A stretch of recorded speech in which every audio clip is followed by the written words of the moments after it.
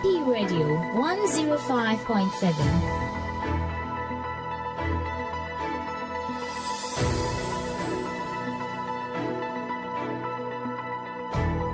Action Power TV, the way of salvation.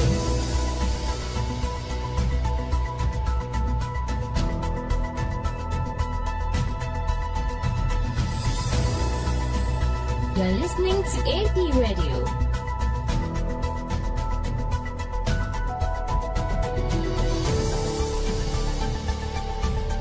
Action Power TV, the way of salvation.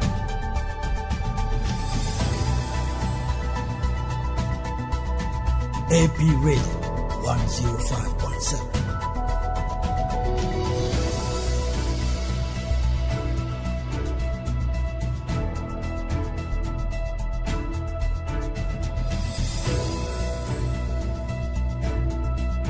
You're listening to AP Radio.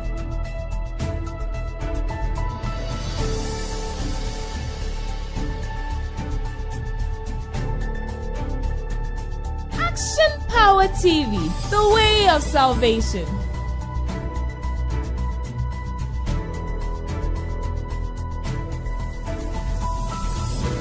AP Radio 105.7.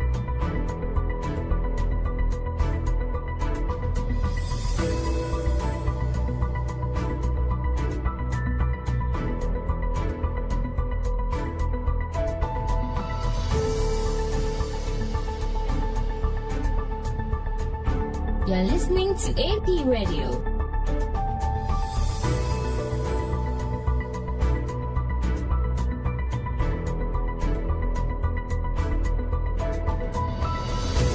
Action Power TV, the way of salvation.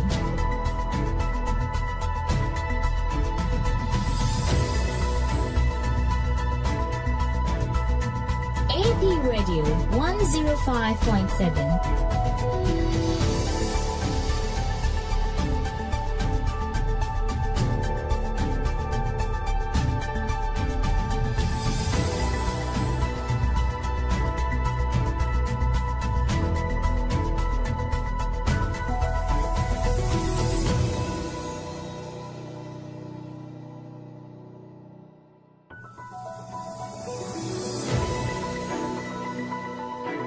AP Radio 105.7.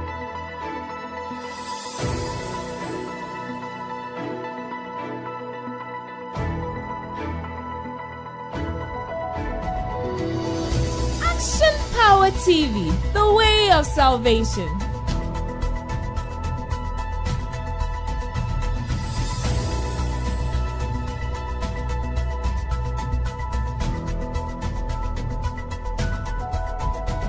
AP Radio 105.7.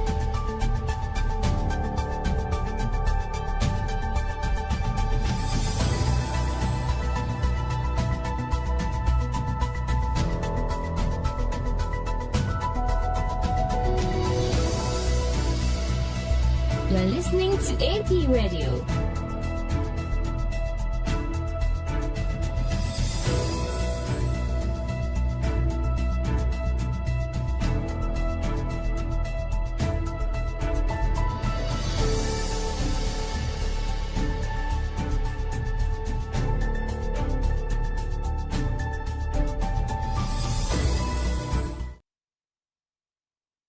This program is sponsored by Kino Computers and Ella Rain Vesture.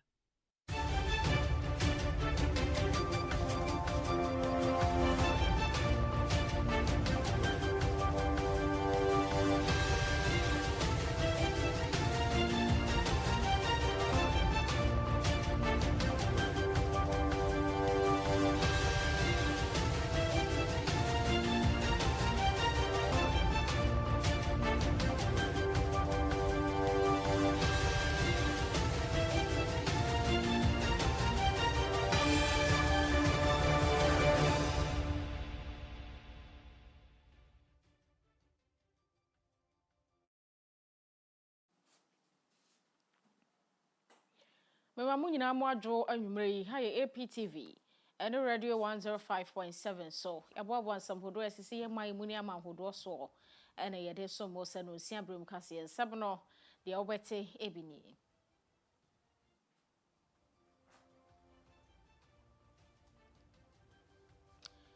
2026 National Youth Conference akwaso Waka University namso Emayira Osman Ayarega ede afoto sam ama mabuno efe nei technology sam ho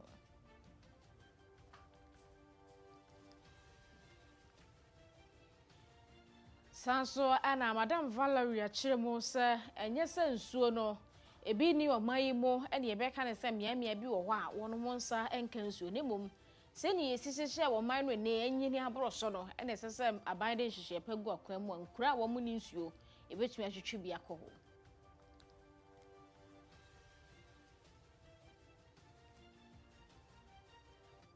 Sanso ana senate se won mo hwe ni mu se ento ankosi 2028 no na nipa won dom ho ababe dom senate anu nti omoje pension pay ekoba 2.8 million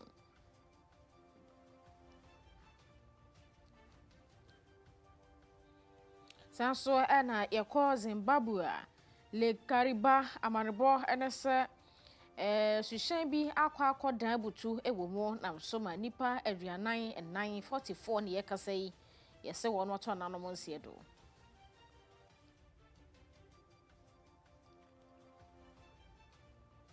dodono aka ye ho ane yede bremo say you don't see abremu kase news.apmediagh.com say am bekin kan ni afoforo bi ene aboaboa no e de akogu abetumi akwakin kan bi en Facebook any YouTube handle near APTVGH, TikTok, Instagram, and X and video near APmedia_GH.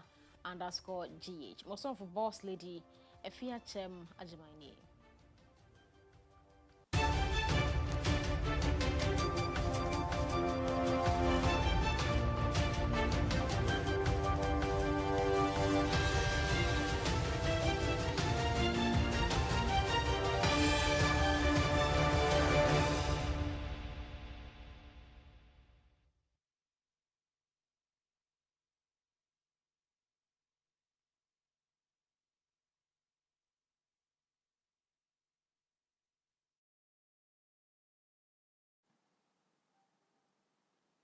Action Power Faith Ministries of Penny, your Dr. Kukudazi FM.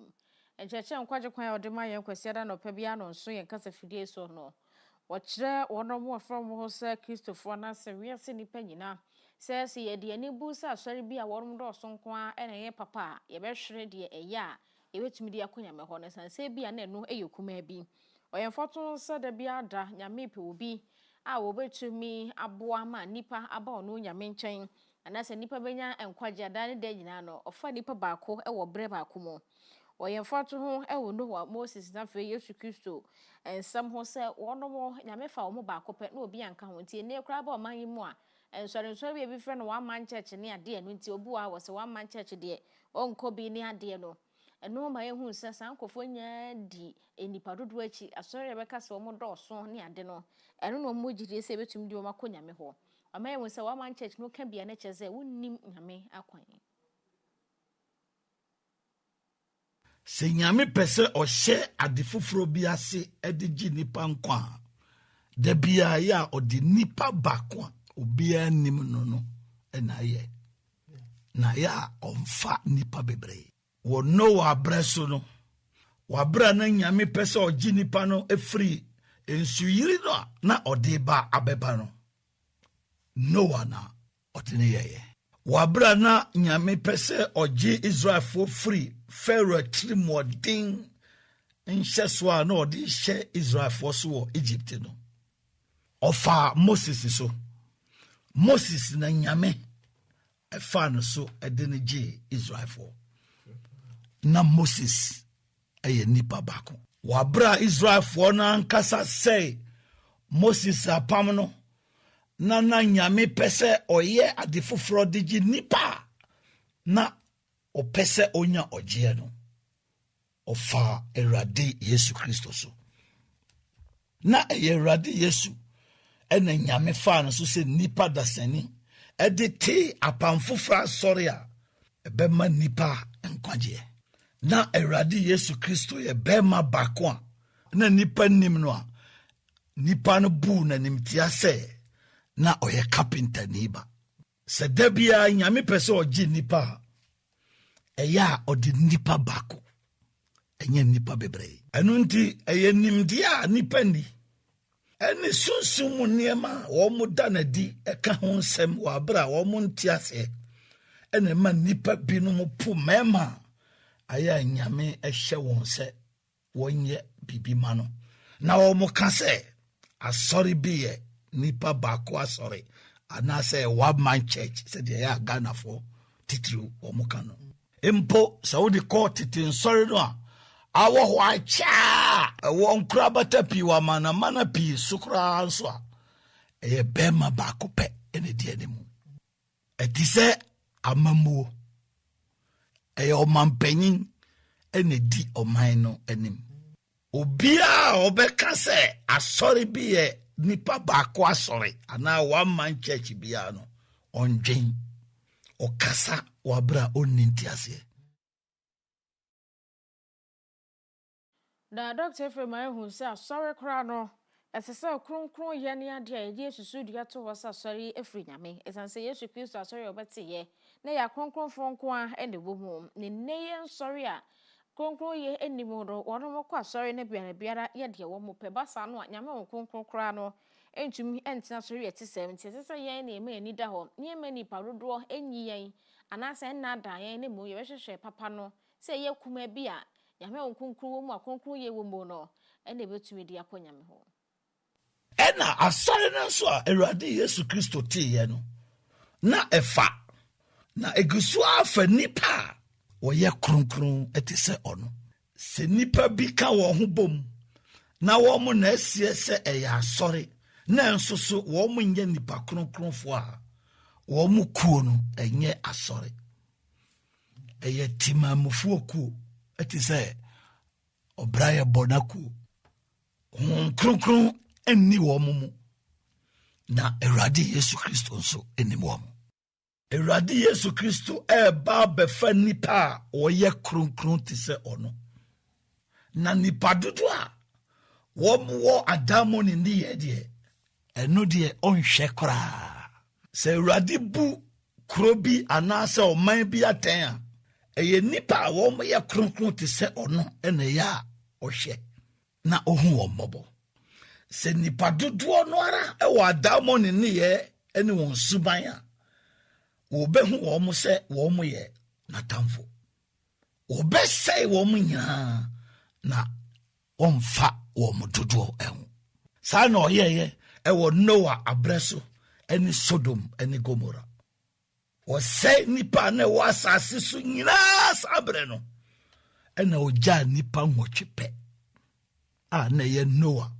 ɛne n'abusuafoɔ ɛna Sodom ne Gomora nso ɔsɛe nipa no nyinaa na ɔgyee Lot ɛne ne mama mmienu pɛ wɔ anamafoɔ yi mu a ɛkyɛn Noah abrɛ sofoɔ no koraa sɛ ba asoɔden ɛne adwaman ɛhohodeɛ ho a nyame bɛyɛ saa bio sɛ nɛ nipa no gu so ara ɛda adamɔ ne nneyɛ ne wɔn suban di ɛde hyɛ nyame abufu a ɔmfa wɔn dodoɔ ɛho ɔbɛsɛe wɔn nyinaa ɛno nti na sɛ wopɛ sɛ wo ne nyame tena ɛsɛ sɛ wodɔm asɔre a yɛbɛkyerɛkyerɛ wo sɛdeɛ ɛbɛyɛ a wobɛbɔ abrabɔ kronkron asɔ nyame ani mu mɛndɔm asɔre a yɛgyae nipa no ma wɔn toa so ara yɛ adamo ne nneyɛ ɛsiane sɛ nyame adi gya ɛbɛsɛe wɔn nyinaa sɛ wɔn ansakra wɔn adwea sɛ wohwehwɛ asɔre papa mɛma nipa dodo a ɛwɔ asɔre bi mu no ɛnyɛ susudua ɛsiane sɛ nipa dodo a ɛwɔ asɔre mu no ɛnyɛ no na kyerɛ sɛ nyame wɔ asɔre no mu deɛ kyerɛ sɛ nyame ɛwɔ asɔre bi mu no ɛyɛ nyame suban ɛne ne tumi.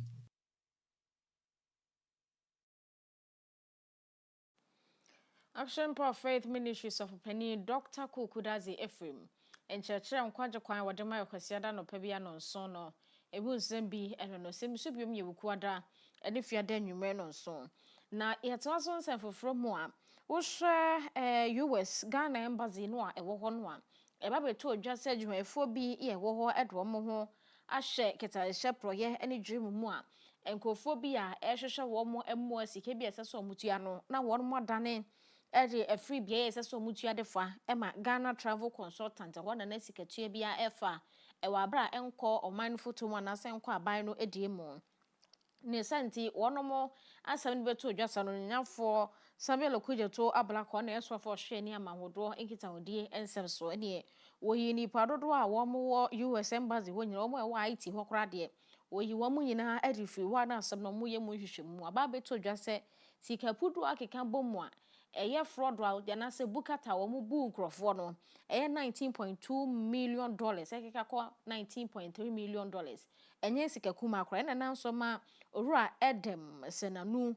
ɛba no ketahyɛ predwin kankan yɛmmɔ ho dawuro ne yɛnkonti a wodi mu akɔtene wɔn ɛde adehyɛdeɛ to mpanimfoɔ anim sɛ ɛma yɛnya asɛm no saa na yɛnya ne tra ɛsɛ sɛ aban tumi nhwehwɛmu fa Ghana embassy bi a ɛwɔ kuro bi mu ɛwɔ wiase afa na nyina san sɛ US embassy na wɔyɛ kɔ so a ebetuma ba sɛ bi ɛkɔ so wɔ embassy foforɔ bi mu yɛgye nkurɔfoɔ sika wɔ abra amra ne ma ho kwan na sɛ aban no engine to mu na nkurɔfoɔ de amememfi etua ɛwɔ sɛ nhwehwɛmu kɔ so embassy ni nyinaa mu sɛ bayi a bibi sɛ ɛkɔ so yɛ US embassy deɛ ebetuma ba sɛ bi nso kɔ so baabi ne yɛmfa mu nyina amra n'anim a atɛntene ne ebetumi ayɛ adwuma.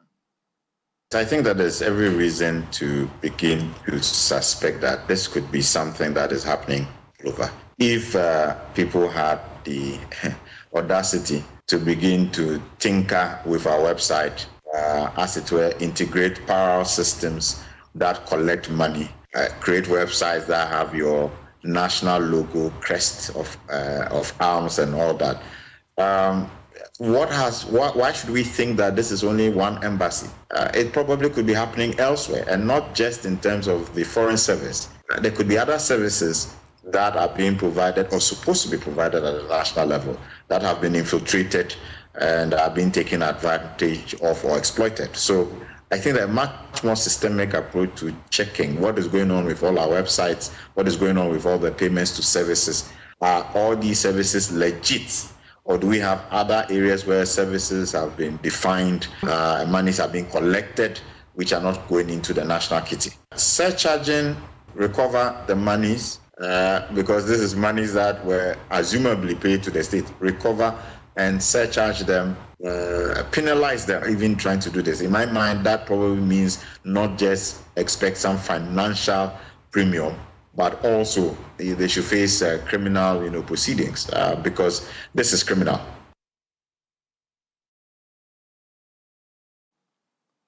Alright, senanu ka nipa dodo omoko editia corruption ho. On had this answer me to joy. Na National Youth Authority, but you can share for Dano Yura Osman Abdullah Yariga. 2026 National Youth Conference across KUST, Yura Yariga, Ejina Simpius or Casano. Washa Mabunu said, nay, technology 7, Abba for coin faso di Jumano, yam faso faswo, na yam fani Juma, my and Dutch, na fe yam from Pija or Mino. Was say youth abakra yebreshi, and a chess of phones were boo smartphones are bar. Ene we hu ebabnu bia empo wo moyen finche dunsia dunso dunum kra bi kra kutakuta phone so a wo betumi ede dwumapa en wo se wo mfa konya no so ne nei technology aba no ye de yententen fidie no niam eye wo so ebibebu awremu ne hu sane niam bi si ko wiase a ebetumi anam so de bia enwuma ma yankase ho mabunu anya bia ye ama afoforo so de wo ho ahyemu bi ebia wo so ebetumi abo ma nimdie bi a wo mo abre so nam phone sa na eni honti wo mo anya ne ntem no ye betumi anya ne ntem na ye de abo aso ye how do no ano se mabuno enti wato ye mfofa technology ene abefo kwan ne ye faso di dwuma ayefo se babunu bia sa betumi ye ka bibia ebe mo content afiri no so afei content creating ne ya ba mabunu dodo no eye bie no wo so betumi de wo de afa kwampa so na mabunu ntwe wo mo ho firi ne mabone ne de ntintan afiri no eye no so. Refusing to take part in corruption or simply doing your work honestly and well. This or that is patriotism too. To the young people here, let me say this clearly. Don't let anyone convince you that your generation is a problem. Yes, Ghana faces real challenges, and yes, there's plenty we need to change. But every generation has faced difficulties. What sets your generation apart is that you have access to tools. Tools your parents and grandparents could not have imagined. Knowledge, technology, global networks, creative platforms, and the ability to turn an idea into something real, fast, and meet or touch the globe. So don't use your phone only to watch other people's build. Use it to build. Ura Osman Abdullah Yarega, one penny country for that National Youth Authority do ano. Yekwani partner yemo ensem.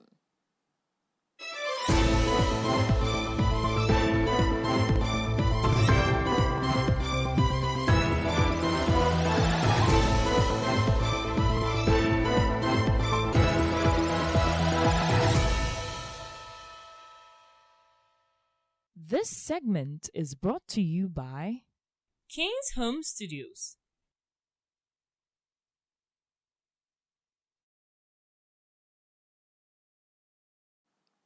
Yeguso ewo Kyem University ene dwumadi no koso ema emabunu. Adam say dwumadi eni nti adesuafo bi a womo ewo Katanga ho ene horse bi a aka wo honom ka mo ho bo mu ene enum kutikuta enua ya twotwo ne ema wo so. Omo asa wo mo ka ne se hostel fees ne bo den e de ma wo mo Kyem University ene ne mpotemo. Wo mo en school no ankasa ho mo ane o makohen han dan e wo abonten de e pra wo mo pa. Enti wo mo hia se mpanimfo aba Kyem University wonam dwumadi a yekoso a ene mo foma no nto asem nim se be ya hostel fees ane bo ye den no betimi akofom ene wo hwese no machocho de aguso a omo se wo mo ba so mbesua de mamma so mbeda enti se mama wo ba bi kakra bi chocho po bi do mu ti to a na afa mu beje won mo atwam ne bo bi a afa so won mo se fees na won mu tua e ma hostel ru anom no ya do so kra chen sika won mu tua so mbetumi de asua de wo school ni mu enti ehu hia se ne manimi empanifo ba mu na ombehwe ehu bibi edema wo mo mebru ne de sanse wetu dwa no so afo a wono ene hwe mebru mpuntuo ene ne nkan cross no nyamfo George Pareado e kire se wono watede adesuafo ne kan nyina no mbehwe no makwa kotu hu anamo sanse hu hia se da ne da nyina hostel fees de wo mbehwe no maye hu tutu yeye nti we no ode kotu mpanimfo anim no ma be hu no de mo be yede afa hu hostel fees betumi aba fom e ma ade so ete se free adesuafo na fei wo ma ofo komo about hostel fees. I want to assure them that as Minister for Youth Development and Empowerment, I'll take up this issue with the Minister for Education and the appropriate authorities that are responsible for controlling rent in this country. We are a country of laws, and we must allow our laws to work. No single individual is bigger or greater than the laws of this country. And so we will make sure that the right things are done. We will have the necessary conversations with owners of hostels, and we will make sure that prices are reasonable for the dear students of this country.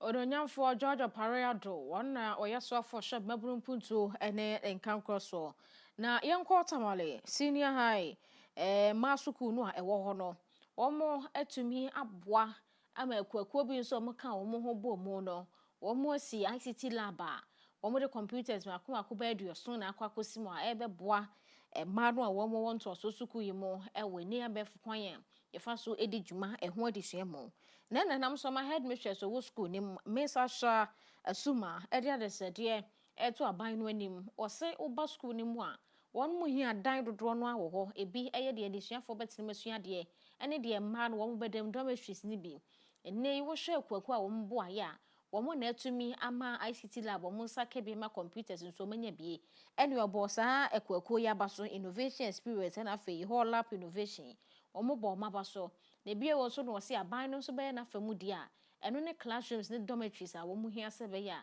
SHS no won mu dwumadie ebetumi akoso. First among the challenges is the urgent need for additional classrooms and dormitories to facilitate and to enable us to revert to the single track. Over the years, student enrollment has increased considerably, placing enormous pressure on our existing infrastructure. Our classrooms and dormitory space are very limited. And if we want to really solve that problem and also revert to single track, we need 18-unit classroom block and a 30-unit dormitory block. We are also appealing to the minister that we are in dire need of furniture, both staff and student furniture, and beds. Madam Asha Asuma, Odo and her headmistress, the Tamale Girls Senior High School. One said, "Dear, here one more." And Emma Media to J. Now, yet also, Madam Valerie Nutako, where a country program coordinator, the Climate and Development Knowledge Network, Ghana. Now, some are walking in and say, Ghana, Hano, yes, you any Emia do draw no, 7 Krunkumano, maybe no, 8 inch you or and when tea and one mother does it into me and conim. And was in yes, and so any ho, name a quaint before so much change you ye edia call and crunkumemono, and when they say, yo, how cassia, as I bind to me once a macan. What Tremosa said, ye, in nanom share or minor, and they said the uncrunkubo musha, any pan or sumo, and the baby crab no more at the pipe or toto ye, at your train so at the cocoa hono. And they say uncrunkuman in a baby, I can see my nipper dorsal. One must see a danny be the quetchery. Into the abiners I saw yenes or no better to a pipe no so. And maybe a quack would do drusa and crunkra would draw. A more baby a chandy caneno, na etiano. Into Sardiano necessar bani ya. Wait to me a boaman yama queen, watch I say. Same for your call one more warm, my etifu from moi. A sofa wo river water ya. And that way, yes, some pan yanka, as I say, it's better me a trees, you need be the conqueror for a few more. And has a one moon for her crano. And come back to me trees, you need be the conqueror for more. A bed one more cry on some acronym. Then so Swan said, be better a pipe or would draw palms and near the binny won't and then one more must sit them quay since you won't. A bino can home. Now, on yes, I man, neighbor to me a boama. Baby and so I would win, you know. If you bet me a corner for galam say so. A bamian and near Brenner stays and say no so say you pa. New communities that are springing up, they don't have connectivity. They are not connected to the grid. They are not connected to any systems that would necessarily enable them to have water in the first place. That's on the urban front. Now, when you go to the local areas like in Upper West, there was work that we did along the Volta, and we realized that the problem was not accessing even the water. The problem was getting the water from the Volta back into the farms to serve as an irrigation source. It didn't exist. They don't have any channels, waterways, etc. So they were using traditional means to ensure that they were irrigating their systems. Now, I've talked about the system perspective, whether it's on a governmental level whatsoever. Even on a personal level, Patrick, we're having a discussion this morning about the water system in his home. It's very well set up and all of that. Now we come to the citizens. How are we ourselves making sure that we include this in the homes that we are building? Most of the people here rent in Accra. Except you have a home, then you are outside of Accra. And that's the reality. When you are building, are you looking at what existing waterways are there? Are you looking at the water table? Are you looking at whether you are building in a waterway in itself? It's true that lands in Accra are a problem, like the prices are high and everything, but where are you building yourself?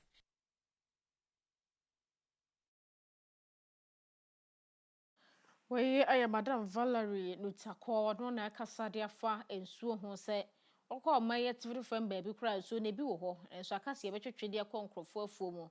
I should trader conquer for if you and nothing say your county. I buy no, I will not for moody accessible to me a year. Yakwaji above 4 and crato, Elisima Kuma be a bar, Yatoa, Jadie, and some so.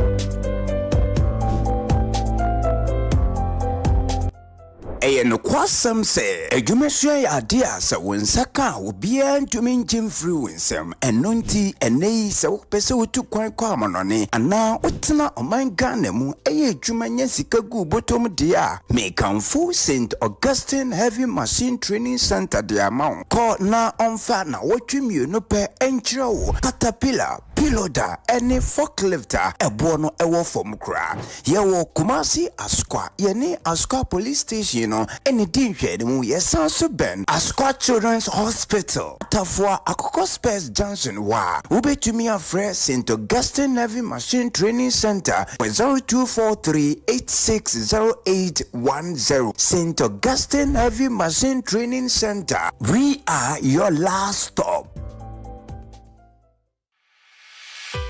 For desktops, UPS, toners, and printers galore,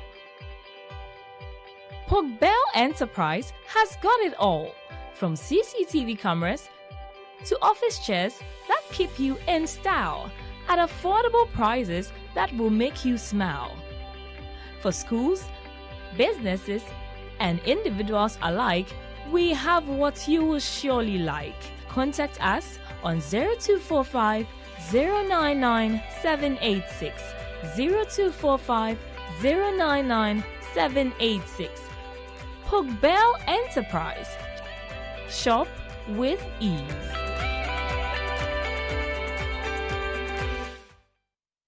Introducing the Smiling Shark Outdoor Solar Camping Light. A new modern way of lighting up your world. It's a powerful portable lamp with 2 modes of brightness, a strobe light as well as a flashlight. You can power it through solar charging or Type-C charging.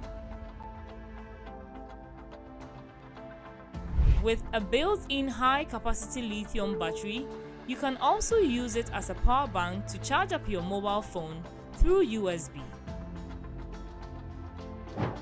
To purchase one, contact 055 051 5323 or 053 520 3534.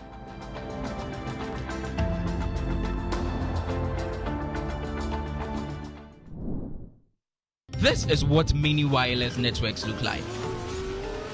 But hey, this is what they actually look like. Introducing Kenny Rose Wireless. Switch to Kenny Rose Wireless and enjoy streaming without buffering, communication with no lagging, business without restrictions, and achievements with no limits. Get connected today.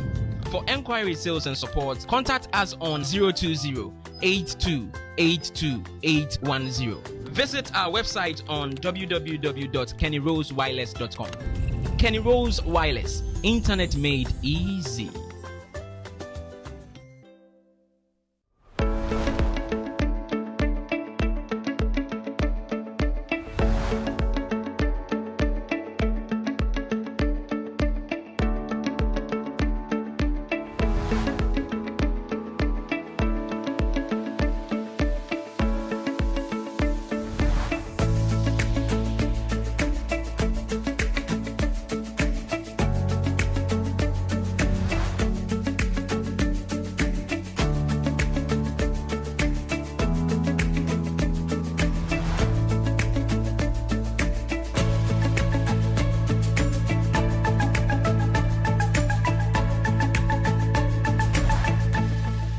Download the AP Media app now at apmediagh.com/app. It is currently available for Android devices. Coming soon to Play Store and App Store.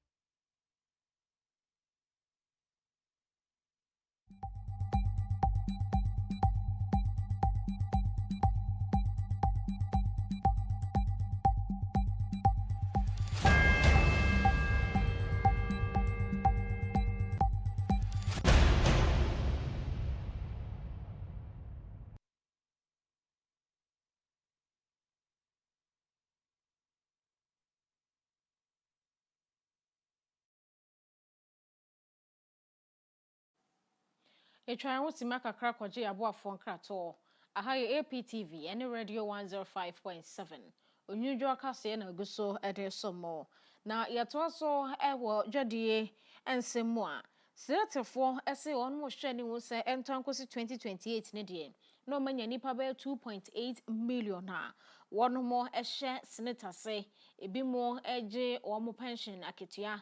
Na afeso so yehwe ni hu se nipa dodo a won mo nyina no akonya wo so se nipa no oduru emfie a ontumi anya adwuma ebiem a wo beje aketua e de free senate wo se de ne bra na wode eye adwuma bo man no mo tete ne kakra e de to ho no a panyin kwankyerefo da senator no eyura kwasi afre bani one echem te say no senate for sika won mo eda ho edru be 35.4 billion cedis a enye sika kuma eno kire won ndwuma pa won mu edie enu nti mo hwe animu se nipa dodo nso ebetumi beka ho nti omo na mo nkyerɛkyerɛ ya won mo ya matemamfo a yenso ebenya ntiase wo mo ehu se 2028 enipa dodo omo do omo ho behye senate mu ebehwiri akoso se de nei ewo mo no na organized labor for energy medie hyehyɛ so ewo nkranpoponi mantemu a enam so mo to omo safra enwumaku ahodo a enipa ye adwuma wo man botumi hye won mase senate for ka ho bi omo kopie mu ewo dwumadie ni mo no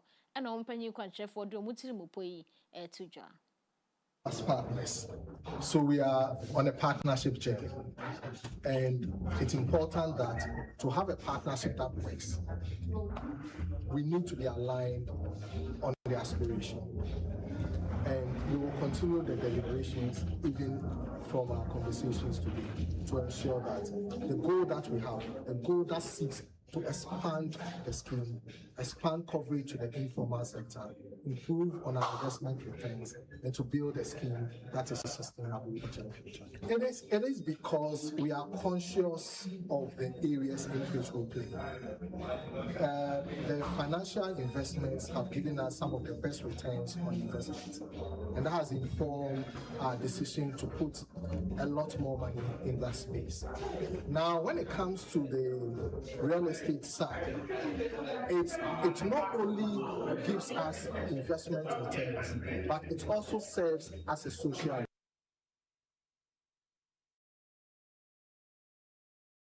We ayora kwasi afre bani ona epanyin kwankyerefo da senate ajibaku na no mo hwade mu se ntonkosi 2028 no na nipa dodo do ho ahye senate fo adwumadi mo ye kwa amahodo so ensem.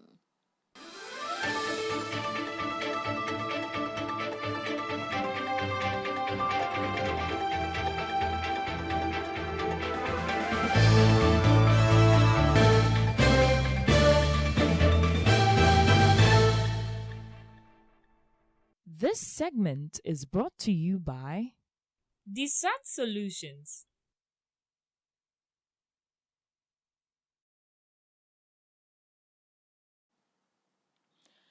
Sitade kase ye wo wiase ye nipa na de nensa eyeye kesepe ewo mu no e wo Zimbabwe obofa ne le Kariba amanebo ene se aban no de hwehyen bi ferry bi asiso a ede nipa edi akoniaba nkronkra hodo a wonu makwa akodi se sitade ye chi a ya no mo pese omba Kariba kroni mu no saa esuhyen ene de wonu ba na amanebo ene se aban ferry adan ebotu ko wiase enipa aduana 944 na won ma yi wo no susu se won mato nanom ewo ensiedo nipa dodo no anso ene eguso hwehwe wo mo na bi mo nso eprepra na ene se wo hwe se ne suhyan wo mo ye no no ese se fa nipa aduokono 90 na enso so tietia amanebo na wo mo register ticket kra no eye 114 mu ye mpanyimfo na crew members nso num na enso hwe mu a emofra bi wuwo mu a mo de ticket ye ntobi ema wo mo ono na wo fo ho ene de na bofra enam okika nyina bomu a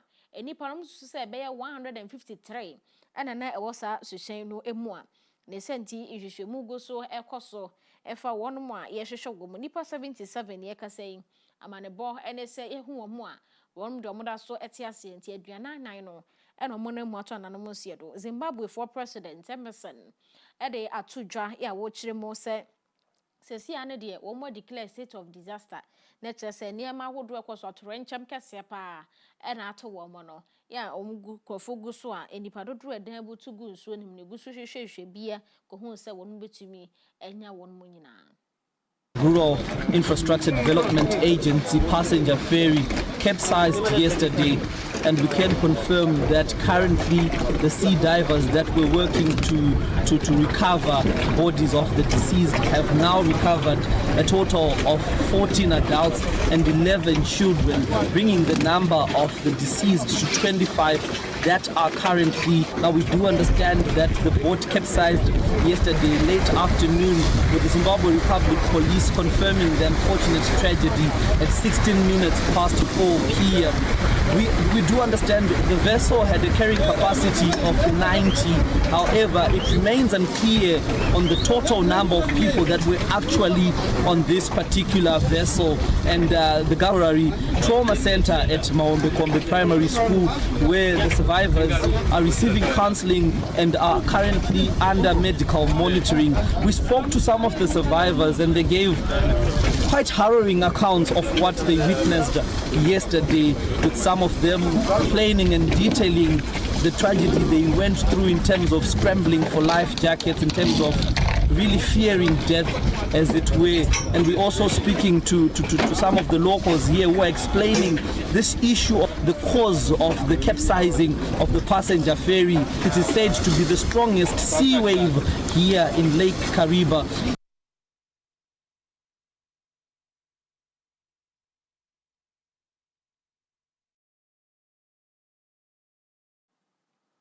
Lake Kariba ewo Zimbabwe eho enasa areho sami esie ye nam so ma nipa be 153 no msusu se omudan gu nsuo nim omatumi ayi dodo no abe 77 44 de omato nanom ewo ensie do na yeto so ewo ensemfofro mu a ye friend se solar eclipse eduru bra otim hu se bosome no aba be wura asase no asase yetisu ye no ye earth no eni owia san no entem enam so ma emiaye bi wo esensen ka awia eto ho no esum na eduru wo free 1999 solar eclipse no ebi ensi ya fei ena bi ensi ya Europe fo ena si ye wo mo efam a wo mo na esensen ka owia etumi eto wo mo eho efa no sabra ye kasei enam bosome no aba besi asase no ena fei awia ne ntemunti esum ena eduru wo na ohwe Northern Russia, Greenland, Western Ireland ne Northern Spain a wono mu nyina no ebi aka wo mu asabre kasa esum ena ato ho wabra esesenka eye wo wia no mom ena eto ho. A solar eclipse is a collision of two spectacular but rather typical processes. We've got the Earth orbiting around the Sun, and we've got the Moon orbiting around the Earth. When those two orbital paths collide, when they overlap one another, that's when we get the Moon passing perfectly in between the Sun and the Earth. The Moon then casts a shadow onto the Earth's surface. You get to see a total solar eclipse. The eclipse is going to start over the Arctic Circle before moving down through Greenland, Iceland, over the Atlantic, and then down through northern Spain, and then finally over Ibiza and Mallorca. During totality, the sky goes darker, the temperatures start to plunge a little bit, even the wind speeds can drop, and we witness strange effects like animals exhibiting nighttime behaviors, birds stopping singing, crickets beginning to chirp. This eclipse is taking place in the evening, so really no matter where you are, you need to have a fairly clear view of the western horizon. Looking at the sun without proper eye protection, even for a short period of time, can cause severe and sometimes permanent damage to your vision. So if you want to safely view the eclipse directly, you need a pair of these. These are solar eclipse glasses, and the lenses in them can block 99.9999% of the sun's light, making it safe to view. You can even put them over the top of glasses like that. And once you're wearing these, you can safely look up towards the sun. It is an eerie sensation, and what's more, it is a stunning example of the cosmic clockwork of our solar system.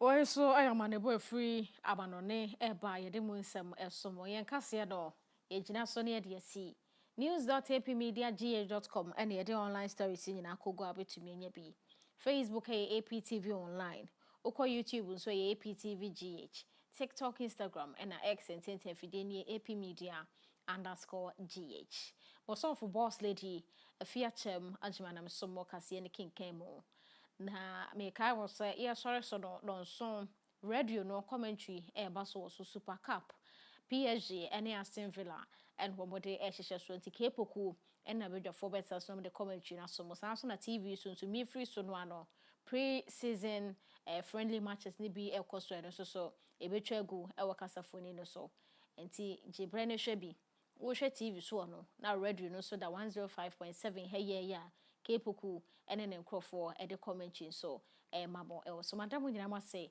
abamomo ene hwe ene tie